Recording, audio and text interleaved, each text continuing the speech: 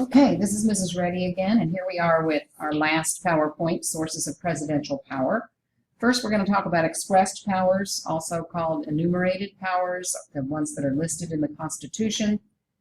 Commander-in-Chief. President has appointment power, appoints heads of executive departments, ambassadors, and Supreme Court justices. Power to pardon, the power to enter into treaties with other nations, power to give the State of the Union address, which he or she gives every January, and the power to receive ambassadors. Inherent powers are powers that are implied by the expressed powers or enumerated powers. The Take Care Clause gives presidents powers not expressly granted. So just like the Necessary and Proper Clause gives Congress implied powers, the Take Care Clause in the Constitution gives presidents implied powers. And it says, he shall take care that the laws be faithfully executed. Next is statutory powers. Those are powers granted to presidents by congressional action. Statutory means by law. An example of this is the Line Item Veto Act gave the president powers by law to affect the law. And of course, this was later declared unconstitutional. Special presidential powers. This is new. I forgot this slide was in here. Legislative powers. The Constitution gives the president the power to influence the legislative process.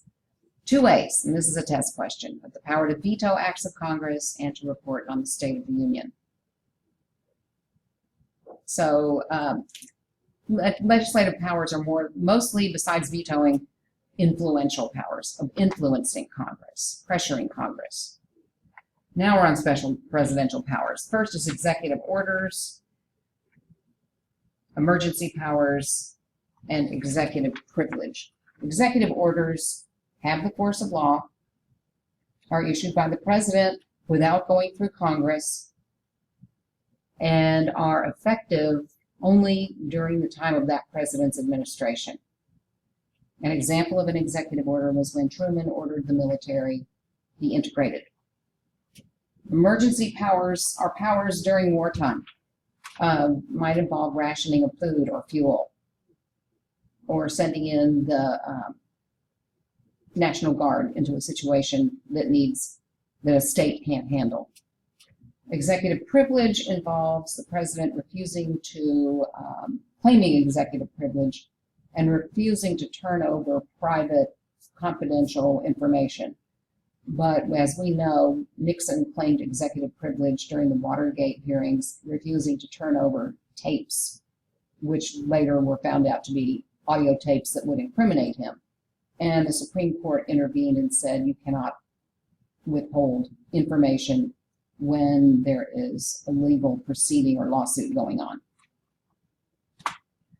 Executive orders, I'm going to show you, if you can click on this link, that would be great. But if not, I plan to show you this video that Saturday Night Live did about executive orders. Fun.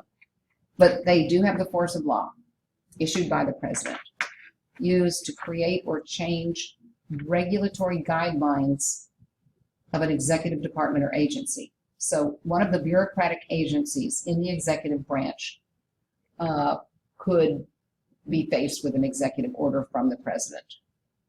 And it might be to not enforce something in a law.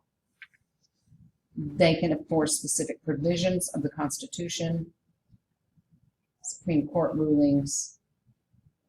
And another example of an executive order was Obama closing the Guantanamo Bay detention facilities for terrorists, which, as we know, still really hasn't happened. Emergency powers, broad powers exercised by the president during times of national crisis.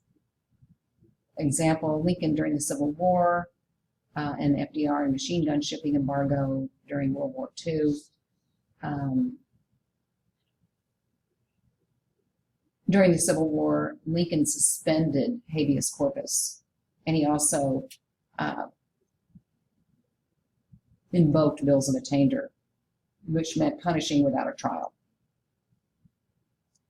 Executive privilege, authority of the president to refuse to disclose confidential information to Congress or the courts. Saying the reason why would be separation of powers, that you cannot force one branch to turn over information to another branch. But the courts have limited use of this power when presidents try to cover up misdeeds by members of the executive branch.